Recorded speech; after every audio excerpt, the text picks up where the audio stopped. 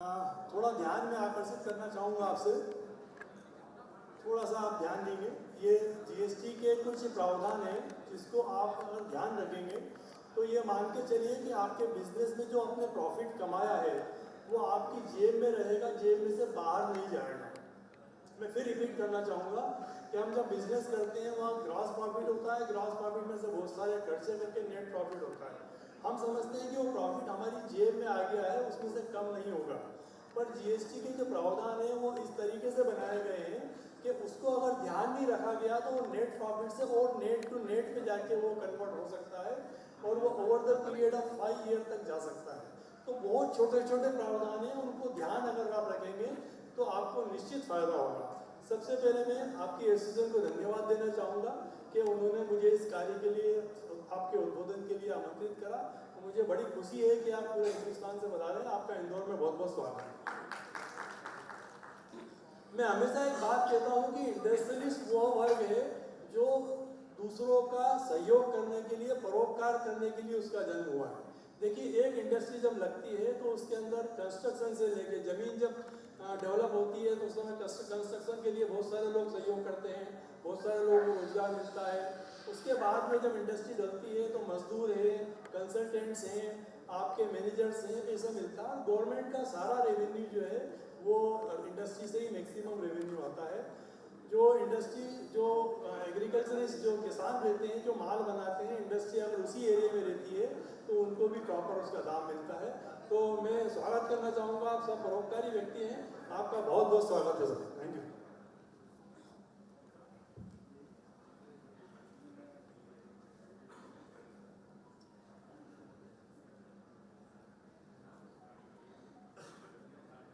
देखिए, मैंने जो ये प्रेजेंटेशन बनाया है उसमें पहला तो जो है किस तरीके से आप बिजनेस करें। जैसा कि मैंने पहले बताया था कि आपका जो प्रॉफिट है वो आपकी जेब में, ठीक हो रहा है सर, आपका जो प्रॉफिट है वो आपकी जेब में रहे, उसमें से कम नहीं हो।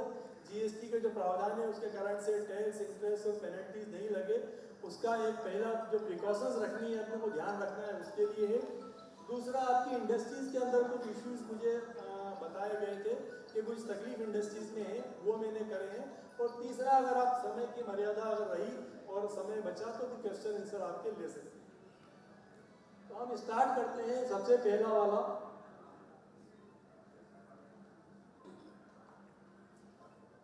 देखिए, इसमें हमने सबसे पहले लिया है कि बिजनेस प्रीमाइसेस का क्या करना है। देखिए, बहुत सारे व्यापारी जो है वो वेट में रजिस्टर्ड थे, वेट से रजिस्ट्रेशन के बाद में वो जीएसटी में उनका ट्रांजिशन हुआ है, तो बहुत सारी जानकारी पुरानी है, वो नई हुई नहीं है।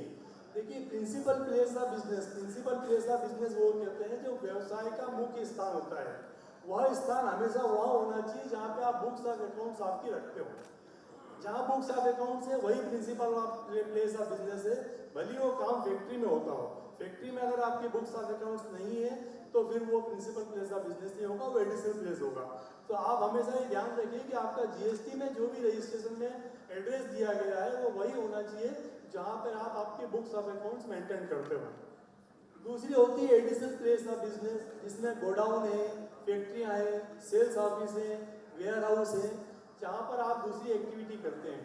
देखिए, सबसे बड़ी चीज़ क्या होती है कि आपका गोडाउन अगर प्रॉपरली दर्ज नहीं है और जीएसटी के अंतर्गत कोई माल आपने बुलाया है बाहर से और वो उस गोडाउन में आ रहा है जो कि जीएसटी के रिकॉर्ड पे दर्ज नहीं है, तो असिस्टिंग ऑफिसर या जो भी ऑफिसर होते हैं जो ट्रांजिट में चेकिंग करते हैं वो ये बोल सकते हैं कि साहब ये माल इस जगह क्यों खड़ा है। आप बोलोगे साहब हमारा गोडाउन है इसलिए माल यहाँ पर आया है, और अगर वो गोडाउन दर्ज नहीं है तो हो सकता है वो आपको 129 की सेक्शन है उसमें पेनल्टी लगती है, twice the amount of tax, 1 Guna tax और 1 गुना पेनल्टी वह लगा सकते हैं। जबकि इसमें आपका कुछ भी गलती नहीं है, केवल इतनी सी गलती है कि हमने ये ध्यान नहीं रखा कि हमारा जो गोडाउन है उसको हमको दर्ज कराना था, वो नहीं हो पाया। फैक्ट्री प्रीमाइसेस आपने दर्ज नहीं कराई है, वहाँ माल आ रहा है जा रहा है तो तकलीफ है। सेल्स ऑफिस और वेयर हाउस नहीं बताया तो तकलीफ है। एक बात थोड़ी सी नेगेटिव पर मैं बोलना चाहूँगा, जब किसी व्यापारी के अनफॉर्चुनेटली कोई सर्च एंड सीजर होता है, व्यापारी के अंदर रेड होती है और किसी ऐसे गोडाउन में माल पाया जाता है जिसकी एंट्री पोर्टल पे नहीं है, जीएसटी के रिकॉर्ड में नहीं है, तो यह मान्य किया जाता है कि उस गोडाउन में भली नंबर 1 का माल हो ये माना जाता है कि उसको अवैध रूप से आपने स्टोर करके रखा हुआ है और उसमें टैक्स और पेनल्टी की कार्रवाई की जाती है, जो कि बहुत ही हार्श होती है। देखिए, पूरा अगर माल पक्के का है और वो गोडाउन दर्ज नहीं है, उसके कारण से टैक्स और पेनल्टी लगे, तो ये चीज़ें हमको ध्यान रखना चाहिए कि ऐसी स्थिति निर्मित नहीं हो। आप अपने सारे रिकॉर्ड्स बना लीजिए कि हमारे इतने इतने गोडाउन यहाँ है, फैक्ट्री यहाँ है, सेल्स ऑफिस यहाँ है, और जीएसटी पोर्टल पे जाके जानकारी निकाल के उससे मैच करके अपने जो भी जीएसटी कंसल्टेंट है उनसे उसको अपडेट करा देंगे, तो आपको बहुत सारी परेशानी नहीं आएगी।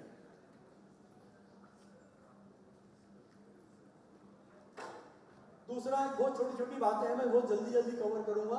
आपको जीएसटी रजिस्ट्रेशन सर्टिफिकेट अपनी बिजनेस प्रीमाइसेस पे ऐसी जगह लगाना चाहिए जहां से वो प्रॉपरली दिखे। अगर कोई ऑफिसर आपसे किसी भी कारण से नाराज होता है तो 25 + 25 50,000 की पेनल्टी आपको लगा सकता है। तो ऐसी छोटी से कार्य के कारण आपको पेनल्टी देना पड़े या उसको ऑर्गेनाइज करना पड़े, तो इसके लिए अच्छा है कि अपना सर्टिफिकेट जो है आप प्रॉपरली लगाएं। आपके साइन बोर्ड पे भी जीएसटी नंबर होना चाहिए। बहुत छोटी सी बात है, आप रख सकते हैं साइन बोर्ड पे जीएसटी नंबर लिखवाएं। अदरवाइज इसमें लिखा हुआ है कि 25 से 50,000 की पेनल्टी, और दूसरी भी बात में दिक्कतें आ सकती हैं। अब आ रहा है सबसे इंपॉर्टेंट पॉइंट, जिसमें सारी इंडस्ट्री वाले, पूरे हिंदुस्तान के इंडस्ट्री हो, ट्रेडर हो, सब परेशान होते हैं। हम जो माल लेके आते हैं, परचेज करते हैं, कहीं से भी परचेज करें, अगर आपने आपके राज्य में परचेज करा है तो उसमें SGST और CGST लग के आपको माल मिलता है। दूसरे राज्य से परचेज करा है तो IGST लग के मिलता है। उसको आपको छूट मिलना चाहिए। Input tax credit, input tax जो आपका इनपुट में जो माल परचेज करा है उस पर जो टैक्स लग के आया है उसकी क्रेडिट आपको मिलती है। पर वो क्रेडिट कब मिलेगी, उसकी बहुत ही इंपॉर्टेंट कंडीशन है, ये बहुत ध्यान रखिएगा। सर प्लीज थोड़ा सा मैं चाहूँगा कि 10 मिनट का मुश्किल समय मिला है मुझे, उसमें मैं अपनी बात रख सकूँ। तो परचेज इनवॉइसेस आपके पास उसके ओरिजिनल होना चाहिए, ये कंडीशन है, बहुत छोटी कंडीशन है, कोई दिक्कत नहीं। दूसरी बात, जो आपने जिस व्यक्ति से परचेज करा है उसने अपने GSTR 1 एक रिटर्न होता है जो 11 तारीख को जाता है, 10 तारीख को जाता है, उसमें वो आपकी डिटेल कंपल्सरीली दे देवे। अगर उस व्यापारी ने टैक्स भी भर दिया है और डिटेल नहीं दी है तो आपको इनपुट टैक्स क्रेडिट बिल्कुल नहीं मिलेगा और वो फिर से भरना पड़ जाएगा। तीसरा है कि माल आपको एक्चुअली में रिसीव्ड होना चाहिए, माल प्राप्त होना चाहिए। आपने बकायदा, आपके पास इनवॉइस भी है, आपने सामने वाले व्यापारी ने आपका वो रिटर्न में डिटेल भी भर दी, किंतु यह प्रूव हो जाता है कि माल आपको वास्तव में प्राप्त नहीं हुआ है, तो जीएसटी का आपको इनपुट टैक्स क्रेडिट नहीं मिलेगा। इसके बारे में एक उदाहरण देना चाहूँगा, इंडस्ट्री का नाम नहीं बोलूँगा मैं। क्या होता है कि कभी कभी फाइनेंस के लिए हमको जरूरत पड़ती है कि हम सर्कुलर ट्रेडिंग कर ले। ए ने माल बेचा बी को, बी ने बेचा सी को, सी ने बेचा डी को, डी ने वापस ए को बेच दिया। इसमें ए ने जो माल बेचा था उसमें 100 रुपये के माल पे 18% टैक्स दिया। ए ने जब बी को बेचा, बी ने जब सी को बेचा तो उसमें मान लो कि 10% जीपी लिया, तो उसमें 19 रुपये 80 पैसे का जीएसटी उसने रिकवर करा, 18 रुपये का ITC लिया, 1 रुपये 80 पैसे बढ़ दिया। ऐसे हर व्यापारी ने भरा, तो अल्टीमेटली माल जो है वो ए के पास आ गया। कारण क्या था कि ए ने जब बी को बेचा, बी ने वो बिल लगा के बैंक में उसमें क्रेडिट ले लिया, देखिए, और बी ने सी को, सी ने डी को, सबके पास फाइनेंस की इकट्ठी हो गई। पर उसमें गलती ये हुई कि उन्होंने ये नहीं लिखा कि ये माल इसी स्पॉट पे पड़ा है। कॉटन इंडस्ट्री में ऐसा होता है कि माल एक ही जगह रखा रहता है और उसमें मालिक चेंज होते रहते हैं, तो फिर आपको उसमें मेंशन करना चाहिए कि भैया माल स्पॉट पे है, उसी स्पॉट से जाएगा। उसमें उस व्यापारी को ए ने तो टैक्स भरा था, उसको कुछ भी नहीं हुआ। बी को चूंकि उसको माल रिसीव नहीं हुआ था, माल तो उसी स्पॉट पे पड़ा था, ABCD में घूम के वही करा। बी को 18% का जीएसटी डिजर्व कर दिया, उस पर 18% टैक्स, 18% पेनल्टी लगा दी। सी को भी ऐसा करा, डी को भी ऐसा करा, और चूंकि 5 करोड़ के ऊपर का टर्नओवर था, अदरवाइज मत लीजिएगा, उस व्यापारी को प्रोसिक्यूशन हो गया। तो मेरा ये निवेदन है कि अगर ऐसा होता है कि माल आपने ए ने खरीदा, ए ने बी को बेचा, बी ने सी को बेचा, और बी ने ये बोला कि साहब ये माल सीधा सी को भेज दो, ये होता है bill to ship to. Bill आपने किसी और को करा, शिप टू किसी दूसरे और को करा, तो ये परचेज आपके सेल्स इनवॉइस में लिखा होना चाहिए, है ना। दूसरा बात, कितनी बार क्या होता है कि अभी कुछ चल रहा है कि लोग बाग माल परचेज करते हैं किसी और से, बिल परचेज करते हैं किसी और से। तो उसका फिर दिक्कत ये आती है कि अगर ये प्रूव हो गया कि जिससे माल आपने परचेज करा उसने आपको डिलीवरी नहीं करी तो भी ITC डिसअलाउ हो सकता है। तो सबसे अच्छा तरीका ये है कि अपन जब माल परचेज कर रहे हैं उस समय उसके जो भी व्यापारी जो भी आ रहा है उसकी बिल्टी हम रख ले में, टोल टैक्स की कुछ रिसीट्स आती है वो रख ले में, और अगर एक्सट्रीम जो बहुत अच्छी बहुत सेफ चीज़ है अगर संभव हो सके तो जो ट्रक आ रहा है उसका माल अनलोड होते समय फोटो करके उसको प्रिंट आउट अपने पास बाइक के साथ में रख ले में, एक बिल हो साथ में उसके टोल टैक्स की रिसीट्स हो, बिल्टी हो और एक फोटो अगर लग जाए तो बियॉन्ड डाउट डिपार्टमेंट को कोई भी शंका करने का जरा सा भी समाधान नहीं होता है। आपको लगेगा कि ये तो बहुत हेक्टिक चीज़ है, पर क्या होता है सर कि अगर 18% का GST या 5% आपकी स्थिति में वो अगर डिसअलाउ होता है तो बहुत ज़्यादा दिक्कतें आती है। तो थोड़ी प्रिकॉशन अगर आप रख सकते हैं तो ठीक रहेगा। और ये ध्यान रखें कि जिस व्यापारी से माल परचेज करें उसी से बिल आना चाहिए, ऐसा नहीं कि माल किसी से आ रहा है बिल किसी से आ रहा है। बहुत ज़्यादा समस्याएं चल रही हैं और अभी 5 साल तक GST में आप ये मत सोचो कि 1 साल निकल गया हमारा काम हो गया, 5 साल तक कभी भी वो आके डिपार्टमेंट उसको डिसअलाउ कर सकता है। काइंडली ध्यान रखो, मैं डरा नहीं रहा हूँ, आपको केवल ये बता रहा हूँ कि ये चीज़ें ध्यान रखेंगे तो दिक्कतें कम आएंगी। दूसरा, जिस व्यक्ति से आपने माल परचेज करा है उसने या तो उसका टैक्स जमा कराया हो, और टैक्स मान लो कि पूरा नहीं बनता है, उसने भी किसी से परचेज करा है, उसकी क्रेडिट बनती है तो वो क्रेडिट एडमिसिबल होना चाहिए। आपने ध्यान रखा, मैंने उसको कैपिटल में भी लिखा है और लाल भी करा है। कारण क्या होता है साहब, मैं फिर उदाहरण दूंगा कि ए से माल चला डी तक, हम डी हैं, ए ने जो है वो ए व्यापारी ऐसा है कि उसके पास कोई माल नहीं होता है, अच्छा सा उसने ऑफिस दे रखा है, 2 4 5 10 तरीके की बिल्टियाँ लाल पीले नीले काले कलर की रख रखी हैं, बिल रख रखे हैं, बिल बुके। आप जाते हो, कोई भी आप नहीं, कोई व्यापारी जाता है, बी जाता है और बोलता है कि साहब मुझे ऑयल का बिल चाहिए, वो बना के ऑयल का बिल दे देता है, अकाउंट पे ही चेक से पेमेंट आता है, वो जब चेक पास हो जाता है तो अपना खर्चा काट के वो पैसा वापस कर देता है, केवल बिल रहता है, वो व्यापारी कभी टैक्स नहीं भरता है। अब ए ने तो ऐसा कर दिया, ए ने बी को बेचा, बी ईमानदार व्यापारी है, उसने बकायदा ए से जितना माल आया था उसका ITC लेके आगे बेच दिया, सी को चला गया, सी डी को चला गया। व्यापारी अब पता पड़ा कि साहब ए बी सी में सबसे इम्पोर्टेंट आप हो, एक ऑयल मिलर है जिसने आपके यहाँ तो आइटम क्योंकि कॉटन सीड है संभव नहीं है, बाकी यहाँ इंडस्ट्री में मशीनरी भी हो सकती है। डी के यहाँ पर वो गए और बोला कि साहब ये माल जो परचेज हुआ था ओरिजिनली उस व्यापारी ने टैक्स नहीं भरा, आपने माल नहीं लिया है, बिल लिया है केवल, क्योंकि ओरिजिनली वो बिल चला था। तो वो कहीं ना कहीं परेशानी आप तक आ सकती है। मैंने इसीलिए बोला था कि अपन उसका रिसीट का सारा डॉक्यूमेंट रखें। ये है कि उसकी जो ITC है वो एडमिसिबल होना चाहिए, जिससे आपने परचेज करा उसके पास उसने टैक्स भरा होना चाहिए कायदे से। ऐसा नहीं हो कि उसने बी ने जो माल लिया है वो केवल बिल लिया हो, केवल बिल लिया हो। तो ऐसे में हमने पूरी ईमानदारी से काम करा, बाकायदा माल भी लिया, हमने टैक्स भी चुकाया, उसका अकाउंट भी चेक से पेमेंट करा, फिर भी हमको दिक्कत आ सकती है। तो हमें ध्यान रखना चाहिए कि जिस व्यापारी से हम माल परचेज कर रहे हैं, जैसे अपन नहीं अपने बच्ची की शादी करते हैं और अपन देखते हैं कि भैया कंवर साहब कैसे हैं, सारे गुण उसमें होना चाहिए, वैसा ही आपका व्यापारी ईमानदार और तरीके का हो जो तरीके से माल आपको बेचे। तो अदरवाइज कहीं ना कहीं एक बार तो गवर्नमेंट आपको टैक्स और पेनल्टी लगा देगी, फिर आप प्रूव करते रहो कि साहब हमने बाकायदा ईमानदारी से माल परचेज करा था, सब कुछ ठीक था। तो ये चीज़ें अभी बहुत ज़्यादा आ रही हैं और बहुत सारे व्यापारी की स्थिति ये हो गई कि उनका टोटल वर्किंग कैपिटल टैक्स और पेनल्टी में चली गई। तो थोड़ा सा ध्यान से आप काम करेंगे तो दिक्कत नहीं आएगी। दूसरा, जिस व्यापारी से आपने माल परचेज करा है उसने GSTR 3B वो रिटर्न होता है जिसमें हम टैक्स भरते हैं। एक GSTR 1 मैंने आपको बताया था, वो ऐसा रिटर्न होता है जिसमें केवल सप्लाई की डिटेल जाती है, सेल की डिटेल जाती है, कोई टैक्स नहीं भरना पड़ता है। 3B जो होता है उसमें बाकायदा सेल की भी डिटेल जाती है, टैक्स भी निकलता है, इनपुट टैक्स क्रेडिट भी करना पड़ता है। तो वो उस व्यापारी ने भरा हो तो ही आपको छूट मिलेगी, मतलब गलती कोई और करे भुगते कोई और। GST का एक्ट ऐसा है, गलत है नियम, पर आज तारीख में वो लॉ ऑफ द लैंड है। वो जैसा कि मैंने पहले बोला कि जिस व्यापारी से आप परचेज कर रहे हो, तो जैसे आप कंवर साहब ढूंढने जाते हो, सारी चीज़ें ध्यान रखते हो कि भैया कमाता है कि नहीं कमाता है, दारू तो नहीं पीता है, कोई गंदी लत तो नहीं है, वैसे ही आपको अपने जो व्यापारी है, जो सप्लायर है, उसका ध्यान रखना है। उसका रजिस्ट्रेशन देखना है कि चालू है कि बंद पड़ा हुआ है। मान लो उसने रिटर्न नहीं भरा, नंबर कैंसिल है, हमने परचेज कर लिया, आपको ITC नहीं मिलेगा। आप भरी 18 की जगह 36% टैक्स दे दो, रिटर्न प्रॉपर फाइल करना है कि नहीं करना है, ये आपके वकील साहब से पूछ लीजिएगा, ये सब पोर्टल पे देख सकते हो आप। एक्चुअल एड्रेस पे उसका बिजनेस है कि नहीं है।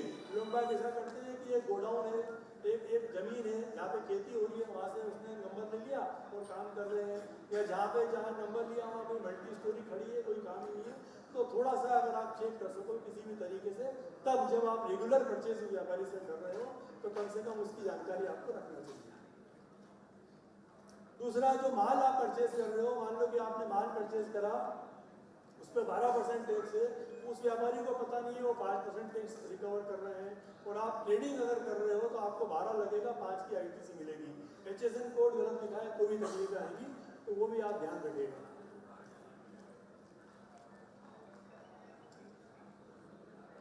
दूसरा एक, ये संभव तो नहीं है कि हम जिससे परचेज करें वो व्यापारी जब हमारी डिटेल GST पोर्टल पे डाल देवे और वो 11 तारीख तक डिटेल डालेगा तो 13 तारीख को एक 2B फॉर्म जनरेट होता है। और अभी GST में नियम ये आया है कि 2B में ही अगर आपका क्रेडिट दिखेगा तो ही आपको छूट मिलेगी। मतलब जिस व्यापारी से आपने माल परचेज करा, बकायदा टाइम से पेमेंट कर दिया, अकाउंट पे चेक से पेमेंट कर दिया, सब कुछ हो गया, उनने रिटर्न डिटेल नहीं भरी वहाँ पर, आपके GSTR 1 में नहीं भरी, तो आपके 2B में नहीं दिखेगा। 2B में नहीं दिखेगा, आप क्रेडिट ले लोगे तो आपको क्रेडिट भी रिजर्व हो जाएगी, टैक्स भी लगेगा, इंटरेस्ट भी लगेगा। तो उसको इंसिस्ट करें कि भैया हमारा 2B में दिख जाए तब हम पेमेंट करेंगे, या थोड़ा सा पैसा अगर रोक सके तो रखें, तो नहीं तो फिर ऊपर वाले पे भरोसा रखें कि जब भरेगा। एक छोटा सा इनकम टैक्स का मेरा उसमें नहीं है, पर 10,000 के ऊपर की अगर आप परचेज कर रहे हो तो बैंकिंग चैनल से पेमेंट करना चाहिए, अदरवाइज इनकम टैक्स में डिसअलाउ हो जाएगा। डॉक्यूमेंट्री प्रूफ, जैसा मैंने कि पहले बोला कि आप परचेज के सारे डॉक्यूमेंट्री प्रूफ रखोगे तो ITC में दिक्कत नहीं आएगी, पूरे सारे की सारी ऑडिट ट्रेल आप रखें। मेरा निवेदन है कि मैंने ये सारी PPT आपके ऑर्गेनाइजर को दे दी है, और आप चाहें तो इसको आप सारे मेंबर्स को दे सकते हैं, दे भी सकते हैं, और अपने मेंबर कहीं यूज भी कर सकते हैं। मेरा नाम हटा के अपना नाम डाल के करें, नहीं कोई दिक्कत नहीं सर, अपने तो डर भी है कि फायदा आपको। अब ये आता है कि सप्लाई में क्या ध्यान रखना, आपने सेल जो बिल काट रहे हैं उसमें हमारा नाम होना चाहिए, बायर का नाम होना चाहिए, उसका GST number, invoice number, quantity, rate, value, GST कितना रिकवर करा है, GST का नंबर और आइटम, ये सब चीज़ें। इन सब चीज़ों के लिए GST में पेनल्टी के प्रावधान हैं। दो अभी गवर्नमेंट नहीं लगा रहे हैं, पर कहीं आपको कोई भी ऑफिसर परेशान किसी भी पॉइंट ऑफ टाइम पे कर सकता है, तो इट इज़ बेटर कि आप अपना पूरा ध्यान रखें, बिल बनाते समय ये सारे कंटेंट्स में आ जाना चाहिए। टर्नओवर अगर आपका 50 करोड़ के ऊपर है पिछले साल में, तो आपको कंपल्सरीली ई-इनवॉइस बनाना है। ई-इनवॉइस का एक पोर्टल है, वहीं से बिल बनेगा, वो बिल एक बार बनने के बाद अटल हो जाता है, चेंज नहीं होता है, तो ई-इनवॉइस जो है वो बनाना है। ई-वे बिल जैसे आपकी कमोडिटी में तो आई थिंक नहीं है, ट्रस्टेड सेल का है, पर ई-वे बिल आपको मान लो मसलरी परचेज कर रहे हैं, 50,000 के ऊपर है, 50 किलोमीटर के दूर जा रही है, तो ई-वे बिल बनाना चाहिए। नहीं बनाए तो 1 गुना टैक्स और 1 गुना पेनल्टी लगाई जा सकती है। इनडायरेक्ट इनकम, ये बहुत महत्वपूर्ण चीज़ है। कितनी बार हम हमारा व्यवसाय का तो ख्याल रखते हैं कि हमारे व्यवसाय में जो सेल परचेज हो रही है उस पर टैक्स भर देते हैं, पर पता पड़ा कि साहब कहीं से रेंट आ रहा है, उस पर हमको GST 18% लगता है, हम नहीं भरते हैं, नॉर्मली छूट जाता है, इग्नोरेंस है, कोई हमारा कोई कारण नहीं है, उसके पीछे छूट जाता है। तो अगर कहीं से आपको रेंट आ रहा है तो काइंडली उसको आप जोड़ें और बाकायदा जिस आदमी को दे रहे हैं, अगर वो कमर्शियल प्रॉपर्टी है तो 18% का आपको उस पर टैक्स रिकवर करना है और गवर्नमेंट में डिपॉजिट करना है। कहीं ब्रोकरेज की इनकम है उस पर भी 18% टैक्स है, और दूसरी भी कोई ऐसी कमीशन आता है तो ठीक है। दूसरा, ये तो हुआ अपने बिजनेस का। हमारे बिजनेस के अलावा हमारे परिवार में किसी को रेंटल इनकम है, और वो रेंटल इनकम अगर आपकी कमर्शियल प्रॉपर्टी से है और वो 20 लाख के ऊपर टर्नओवर हो जाता है रेंट का प्लस इंटरेस्ट का, दूसरी चीज़ों का, तो आपको GST नंबर लेके वो रेंट पे GST रिकवर करना है, GST भरना है।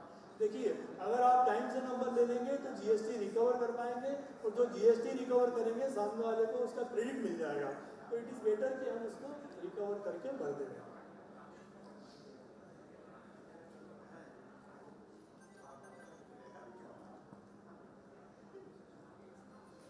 दूसरा, जितना भी ITC हमारी बुक्स ऑफ अकाउंट्स में होता है, अभी हमारे कोई देखने में आया, अभी बहुत अच्छा समय है, आप अगस्त में बैठे हैं और सितंबर सामने आ रहा है।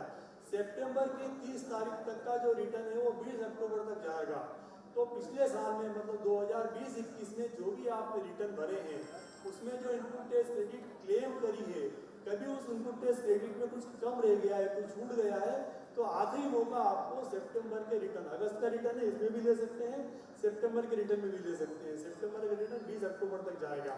अगर वो क्रेडिट छूट गई है तो जीवन में फिर वो कभी नहीं मिलेगी और ड्रेन हो जाएगी, नाली में बह जाएगी। तो हम ऐसी कोशिश करें कि जितना भी GSTR 3B में हमने ITC क्लेम करा है वो आपके बुक्स में देख लेंगे। और 2B जो मैंने फॉर्म बताया कि वो 13 तारीख को आता है, उसमें जितनी भी क्रेडिट आती है वही आपको छूट मिलेगी। दूसरी कोशिश करें कि जिसको भी हमने माल सेल करा है उस व्यापारी को ITC मिल जावे, क्रेडिट मिल जावे हमारे जो टैक्स रिकवर करा है, तो उसके लिए हम 11 तारीख तक रिटर्न भर देंगे, सो दैट उस सामने वाले के पोर्टल में वो दिखे और वो क्रेडिट ले पाए।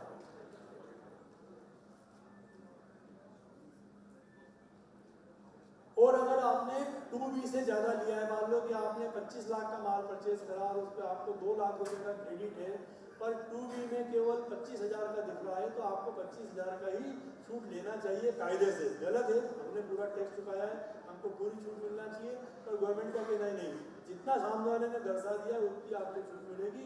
1.75 आपको पहले भरना पड़ेगा और जब वो दिखाएगा, हो सकता है अगले महीने में दिखाए, तो उसका बेनिफिट अगले महीने में मिल जाएगा। और अगर आप नहीं करते हैं, ज़्यादा देते हैं, तो उस पर इंटरेस्ट लगेगा। अब ये बातें आ रही हैं कि हम इन चीज़ों को कैसे चेक करें। गलतियां बहुत सारी हो जाती हैं कि हमको माल मिल गया या सेवाएं ली है, आपने कोई भी सेवा दी है, माल भी मिल गया, सेवा भी मिल गई, पर उसका इनवॉइस हमको नहीं मिला और वो छूट गया। क्योंकि इनवॉइस नहीं मिला तो हमने उसका क्रेडिट नहीं लिया, क्रेडिट नहीं लिया तो सितंबर के बाद वो क्रेडिट नहीं मिलेगा। तो उसको कैसे चेक किया जा सकता है कि आपके क्रेडिटर का जो अकाउंट होता है उसमें नॉर्मली हमको देने की बात आती है, पर यहाँ लेना निकलेगा। लेना इसलिए निकलेगा कि पेमेंट तो नॉर्मली व्यापारी ले लेता है, इनवॉइस भली उसने भेजा नहीं या भेजा है, मेल पे भेज दिया और उसने सामने वाले ने हमसे पेमेंट मांग लिया, हमने पेमेंट नहीं करा, पेमेंट कर दिया और उसकी ITC चूंकि इसलिए नहीं थी कि हमारे पास इनवॉइस नहीं है, तो वह आप अगर क्रेडिटर के रजिस्टर में देखोगे तो आपको डेबिट में मिल जाएगा पैसा, तो उससे चेक करके आप क्रेडिट ले सकते हैं।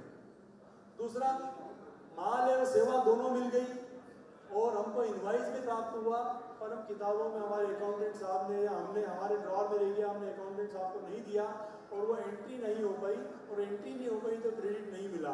तो उसका तरीका ये है कि हम GSTR 2A और 3B 2A और 2B देखेंगे, क्योंकि सप्लायर ने, हमने भली एंट्री नहीं करी हो, पर सप्लायर अगर अच्छा है तो उसने एंट्री करी होगी और GSTR 1 में बताया होगा, 1 में बताया होगा तो हमारे 2B में आ गया होगा।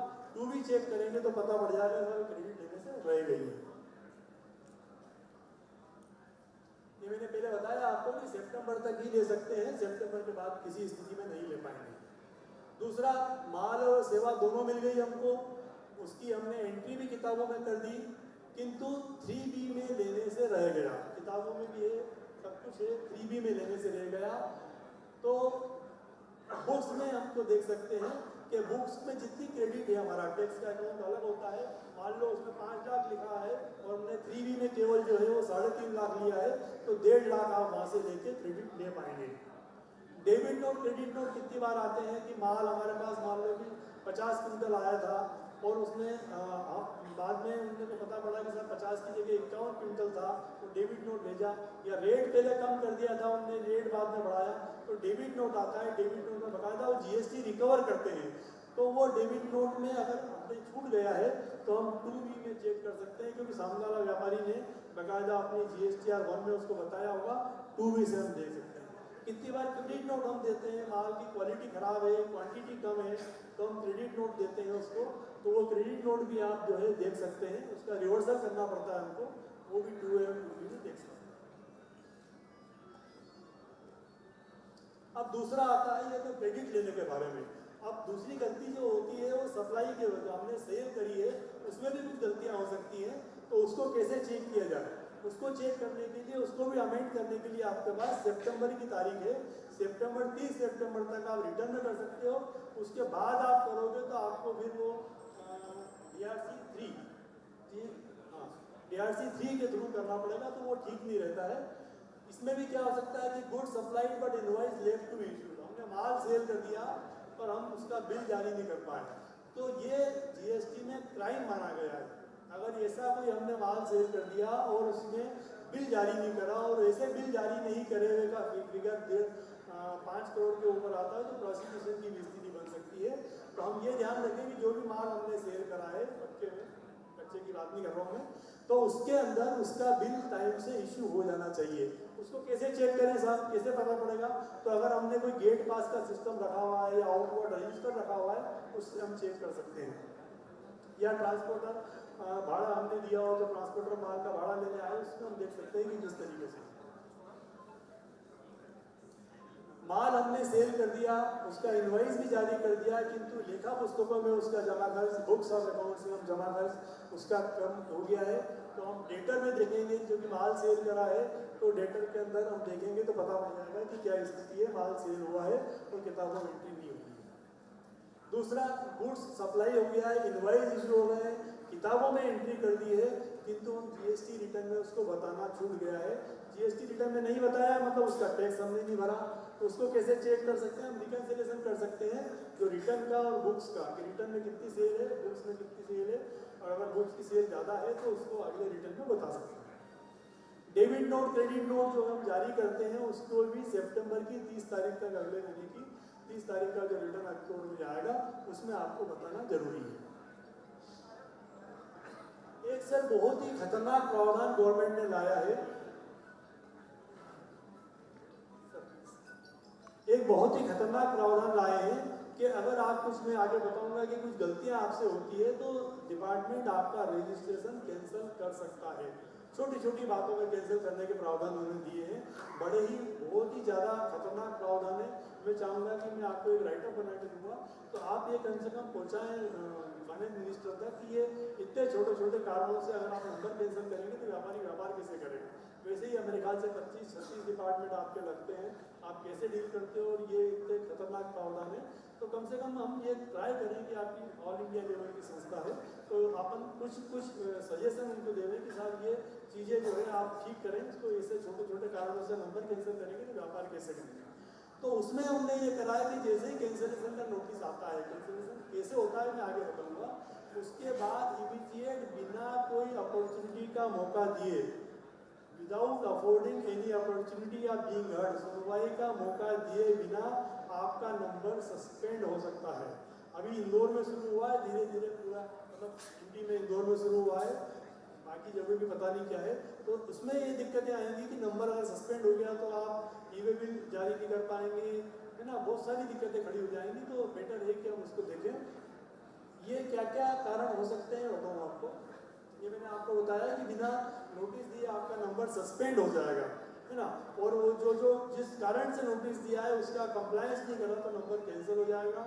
ये कैंसिल रीस्टोर भी हो सकता है या अपील करना हो सकती है, उस समय बिजनेस बंद रहेगा तो बहुत बैडली इफेक्ट बिजनेस होता है। क्या क्या कारण है?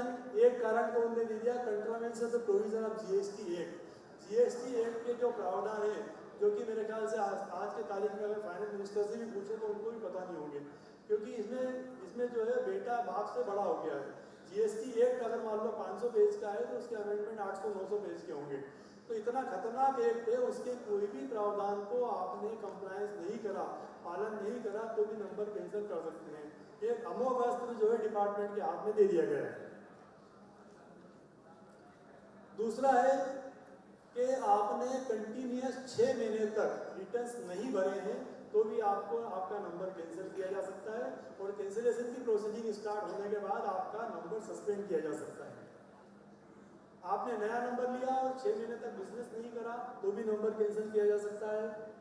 रजिस्ट्रेशन गलत जानकारी देके प्रोप्राइटर के बारे में, बिजनेस के बारे में, सब चीज़ों के बारे में कुछ आईटीसी बांटने के हिसाब से जैसे लोग नंबर ले लेते हैं ना कि केवल उनका बिजनेस ये है कि purchase and sales of bill, purchase करते हैं बिल और आगे सेल करते हैं, काम कुछ नहीं। तो ऐसा भी अगर नंबर लिया है तो भी आपका रजिस्ट्रेशन कैंसिल हो सकता है। जिस बिजनेस प्रीमाइसेस पे बिजनेस बताया है उस बिजनेस प्रीमाइसेस पे अगर बिजनेस नहीं है तो आपका रजिस्ट्रेशन जिस दिन रजिस्ट्रेशन ग्रांट हुआ उस दिन से कैंसिल हो जाएगा। तो मान लो 1 जुलाई 17 से आपका नंबर कैंसिल हो गया और आपने 10 करोड़ की सेल कर दी हर साल में, तो तो जितने भी लोगों को आपने सेल करी है सबका इनपुट टैक्स क्रेडिट डिसअलाउ हो जाएगा। तो ये ध्यान रखिए कि अगर आप बिजनेस प्रीमाइसेस चेंज करते हैं तो इमीडिएट उसकी इंटीमेशन आपके वकील साहब को देकर उनसे इंश्योर करें कि वो वहाँ पर डिपार्टमेंट में पोर्टल पे जाके अपडेट हो जाए। कोई रेट ऑफ टैक्स कम होता है तो उसका बेनिफिट कायदे से देना चाहिए कंज्यूमर को, वो अगर नहीं दिया है तो भी आपका रजिस्ट्रेशन कैंसिल किया जा सकता है। भैया डरा नहीं रहा हूँ मैं केवल आईना दिखा रहा हूँ, आप बिल्कुल माफी कीजिएगा। मैं कोई डिपार्टमेंट से नहीं हूँ, मैं आपके बीच का ही हूँ, व्यापारी वर्ग का ही आदमी हूँ। तो केवल प्रिकॉशन रखेंगे। मैंने पहला शब्द ये बोला था कि आप अगर ये चीज़ों का ध्यान रखेंगे, देखिए मैं तो पेनल्टी लगाने वाला नहीं हूँ, है ना, मैं तो बचाने वाला हूँ, मैं जीएसटी कंसल्टेंट हूँ, तो मैं तो आपका फायदा करूँगा। हम ये चाहते हैं कि आपको इस काम के लिए हमारे पास आना ही नहीं पड़े। मतलब आप सोचिए ऑन द कंट्री मैं अपना नुकसान कर रहा हूँ कि आपको ये आप गलती नहीं करें तो विभाग से नोटिस नहीं आए तो आप हमारे पास नहीं आओ इस काम के लिए और हम कोई एक्स्ट्रा फीस आपसे नहीं ले। तो मेरा इंटेंशन मैंने पहले ही बोल दिया कि डराने का नहीं है, मैं केवल आईना दिखा रहा हूँ। अगर आप आईना नहीं देखना चाहते हैं तो आप सुने सर, आईटीसी मैंने आपको 5-6 कंडीशन बताई थी कि इस कंडीशन में आपको क्रेडिट मिलेगा, उनका अगर वायलेंस करा है तो आपको इनपुट टैक्स क्रेडिट नहीं मिलेगा। जीएसटीआर 1 में जितनी भी जीएसटीआर 1 में आपने जो आपने सेल बताई है वो बताइए 5 करोड़ की और रिटर्न में आपने 3 करोड़ बताया है, तो भी आपका नंबर कैंसिल हो सकता है। एक प्रावधान है कि आपको 99% से ज़्यादा आईटीसी नहीं लेना है अगर 50 करोड़ के ऊपर आपका बिजनेस है, और उसमें ऐसा है कि ये 2 पार्टनर अगर 1 लाख के ऊपर टैक्स भरते हैं तो फिर कोई जरूरत नहीं है। ये ऑर्नामेंटल प्रावधान है, इससे डरने की आपको आवश्यकता नहीं है। अब आ गई आपकी इंडस्ट्री से संबंधित।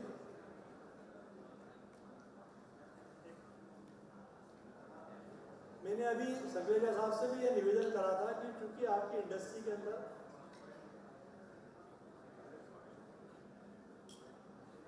खाली टैक्स फ्री है तो आपको लगता है कि ये फायदे की चीज़ है। मेरा मानना है कि खाली टैक्स फ्री होने के कारण आपको फायदा नहीं नुकसान है। नुकसान कैसे है, आप जो काकड़ा परचेज करते हो उस पर जितना भी जीएसटी रिकवर होकर आता है उसका प्रोपोर्शनेट आपको रिवर्सल करना पड़ता है ना। तो मैंने उनसे यही निवेदन करा कि साहब ये टैक्स फ्री की जगह टोकन टैक्स लगा दो, 10 पैसा 15 पैसा 20 पैसा 25 पैसा 1 रुपया मैक्सिमम। तो अगर वो लगा देते हैं तो आपको जितना भी आप काकड़ा परचेज कर रहे हो उस पर आपको पूरा आईटीसी मिलेगा।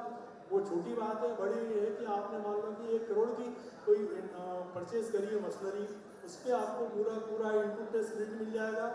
आपने आरसीएम में भाड़ा दिया है और उस पर रिवर्स चार्ज मैकेनिज्म, मतलब क्या होता है कि साहब यहाँ पर उसी को पकड़ा जाता है जो सक्षम है। ट्रांसपोर्टर को माना जाता है कि वो सक्षम नहीं है, इंडस्ट्रियल सक्षम है, तो आपने जो भाड़ा दिया उस पर टैक्स कायदे से ट्रांसपोर्टर को देना चाहिए, पर इसमें रिवर्स कर दिया उन्होंने कि आपको भाड़े पे टैक्स देना है।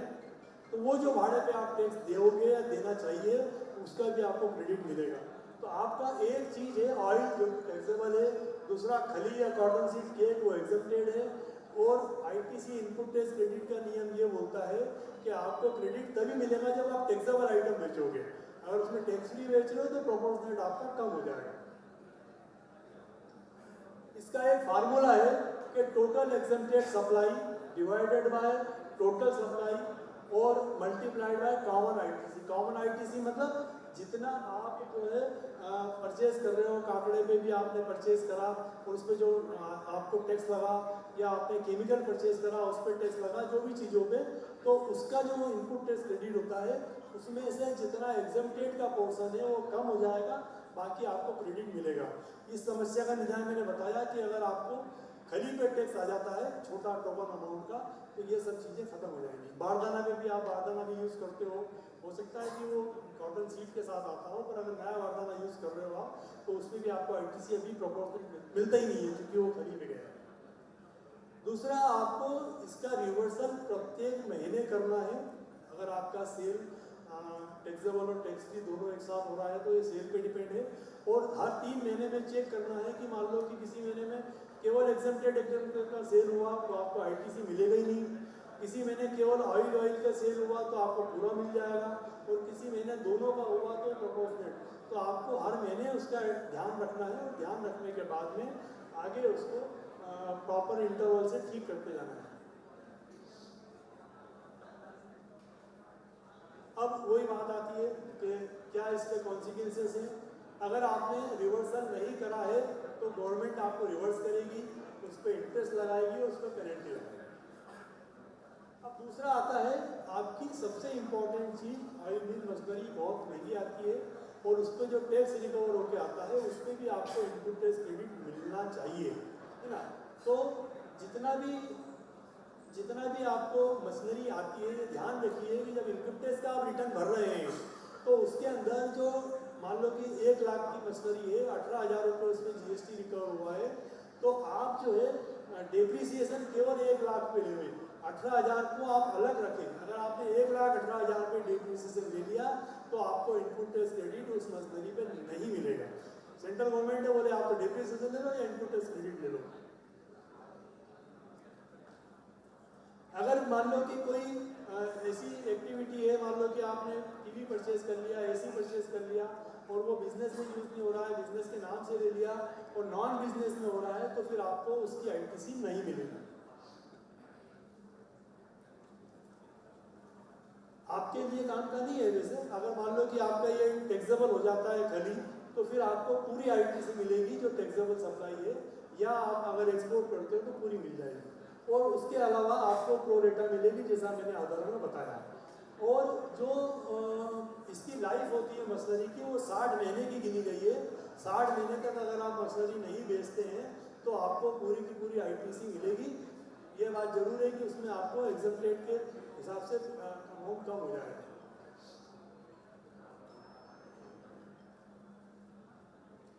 जो भी कॉमन क्रेडिट होती है, जो पूरी क्रेडिट आती है मशीनरी पे, वो पहले तो आपके पूरे जो क्रेडिट लेजर है उसमें चली जाएगी और उसके बाद में जो रिवर्सल करना पड़ेगा आपको, रिवर्सल का फार्मूला आगे मैं बता रहा हूँ, वो रिवर्सल होता रहेगा।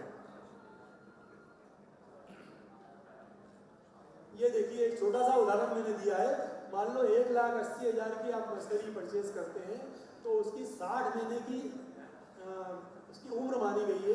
60 का भाग देके 3,000 रुपये आपको क्रेडिट मिलना है। ये पर मंथ की क्रेडिट हो गई।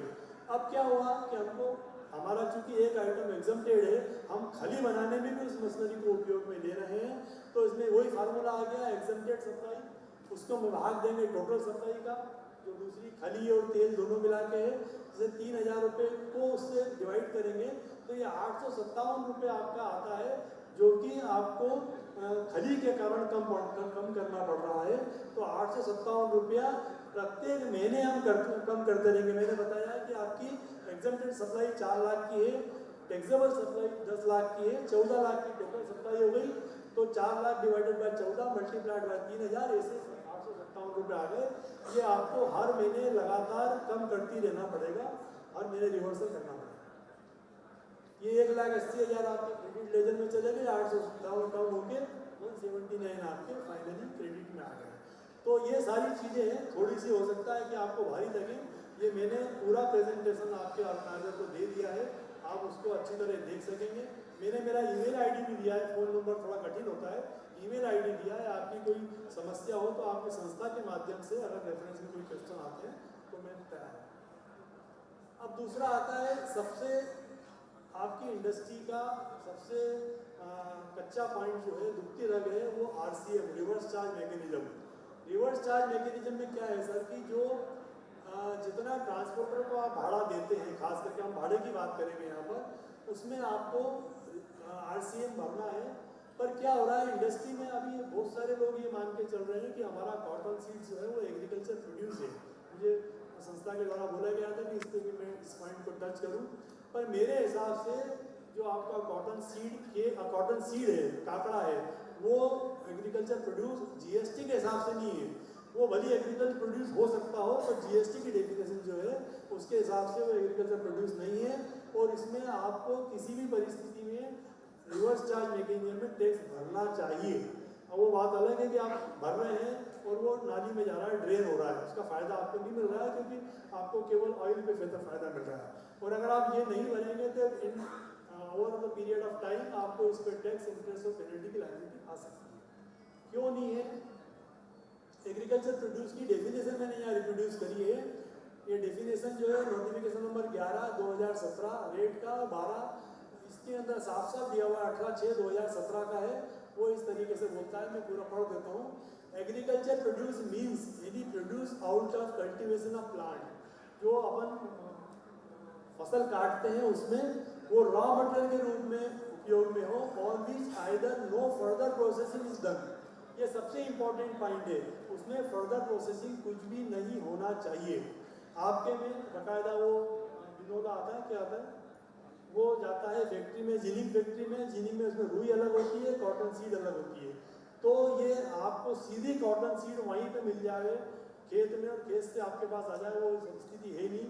और रुई भी होती है उसमें, कॉटन सीड भी होती है। फैक्ट्री में जाके, जिनिंग में जाके कॉटन सीड अलग होता है, रुई अलग होती है, और उसी के बाद में आप उसको क्रश करते हैं, है ना।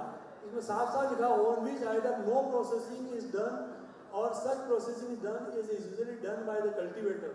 तो किसान के द्वारा वही खेत में की जाती है। जैसे आपको उदाहरण दूं मैं गेहूं का, गेहूं में वाली निकलती है, वाली के बाद में उसको थ्रेसिंग होती है, शुक्ला आई थिंक बोलते हैं, शुक्ला अलग हो जाता है और गेहूं अलग हो जाता है। तो ये प्रोसेसिंग को उसमें एग्रीकल्चर में जो किसान करता है उसको माना गया है, पर आपके केस में वो किसी भी स्थिति में नहीं है।